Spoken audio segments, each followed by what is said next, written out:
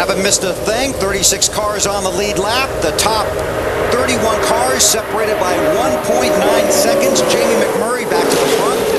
Tony Stewart right behind him, and a bunch of company coming. Here's the Wendy's race menu. We're in Kansas next Sunday afternoon on NBC at 1:30 Eastern Time. Then it's off to Charlotte for a Saturday night race on October 15th. Then on to the short track at Martinsville, then the lightning quick Atlanta Motor Speedway. All on NBC, and all our coverage begins with the Bank of America countdown to green. Our Wendy's race menu. Something was wrong with Stewart there for a second. As low as he dropped down, but He's done it a couple of times. Yeah. What's he doing there, Matt? There is something wrong with the 20. The water temperature is running very hot. In fact, Zippy told Smoke, if you want to pull out to try to get fresh air, go for it. All the guys are up on the wall just in case it gets too hot. He has to come in, but they took a good shot of that front grille. You can see it looks pretty clean. Yeah, it's clean. I mean, he's out front right now, so I still don't know why he's dropping down like that on the straightaway, but we will watch. It worked because last time he led that lap, Matt. The big thing was he was running second and third in line. He didn't have that fresh air. And when the 42 of McMurray moved to the high side, that gave Smoke that fresh air he needed. Okay. Marty, how about McMurray? Well, he moved to the high side, as Matt was talking about, on purpose, because he said his car was just too tight trying to run the bottom, and plus he saw Tony trying to peek out and get some air, so he's trying to help Tony out a little bit too. But you can kind of see the yo-yo effect that Jamie does. He'll let the 17 get to his bumper, and then he said when the 17 gets close to him, he just gets a huge push and goes way out front. See Tony do that again. What jump he got on that 42 car? Yeah. Well, it worked here, but it didn't work going into one a couple laps ago. Problem is, sometimes when you get a gap like this in between you and the guys that are behind you, they get a run, and they'll pass you. This is a race where you can get too good of a lead. Yeah, absolutely. It's Brian Vickers in the 25. Next to McMurray. More on the Home Depot ride, Matt. When he drove by the front stretch, he told Zippy it's still at 260 and it's not in a hurry coming down on their next stop. They are going to pull some tape off the front to get more air. Close contact there between the two cars there, the 25 and the 42, but they're going to try to pull more tape off to get more fresh air in to cool that engine. The problem with that is, as they take that tape off, they slow the car down a little bit. Yeah, and 260 is just getting there to the point where it's being unsafe as far as the engine goes. You can run it at 260, but if it gets any higher than that, you're in trouble. As long as he's out front, he's okay. But if he starts getting people in front of him, that temperature is going to go way up. Another hot car would be the 16 of Greg Biffle, Dave. And we don't mean hot like fast right now, overheating perhaps, but he hasn't said a temperature yet in the 16. What he did say was tell my teammate Kurt Busch right in front of me, I'm breathing the nose out. I'm coming out to get some fresh air in the car.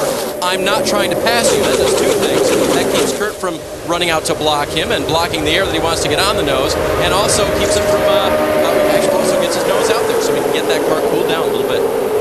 I tell you what, they just haven't raced as much. They only ran yesterday in 15, 20 lap spurts, and now they've been out here for, well, so far, how many laps have we run? 55? But we're running in these 15, 20 lap segments, and they're just not getting a chance to cool the radiators, the water, the engine. And it's hotter here than it normally is for this race. Out in the mid-80s today. Well, we got our lead pack of 36 cars and 3 wide at the front of the field. Like that all day at Talladega. Introducing Duralast, auto parts built. Trouble here at Talladega. Caution is out.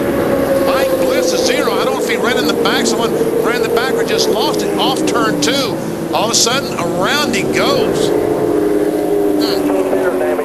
Maybe the left rear tire blew on the car. Let's take a look. This happened just a moment ago. Now he just, left rear blew. Good call, Benny.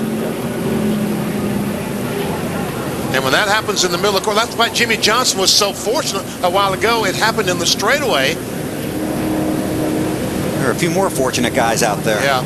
Jeff Green, the 43 car, not so fortunate. Martin Truex looks like he has fender damage in that one car. Yes, he does. There's Mayfield way down there. Comes back on the racetrack. He cleared it. I think the 11 car, J.J. Yaley, the FedEx car, also involved.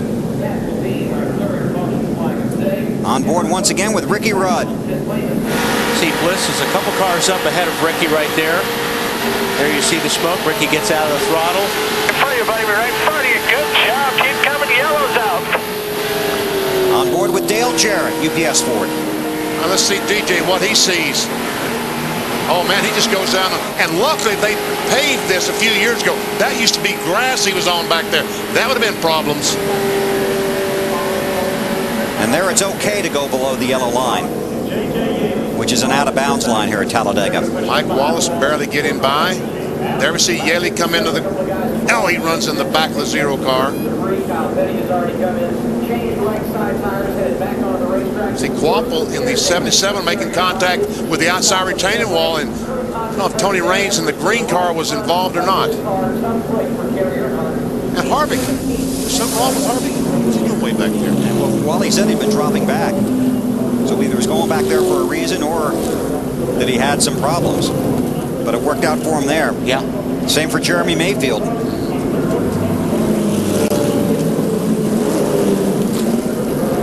And if they come to pit road, we'll see what they do with Tony Stewart's grill. And they probably will come to pit road because this gas tank they have in these cars only holds around 13.5 gallons, so you got to stop every chance you can to put fuel in it. A parade to pit road, Marty, coming for you.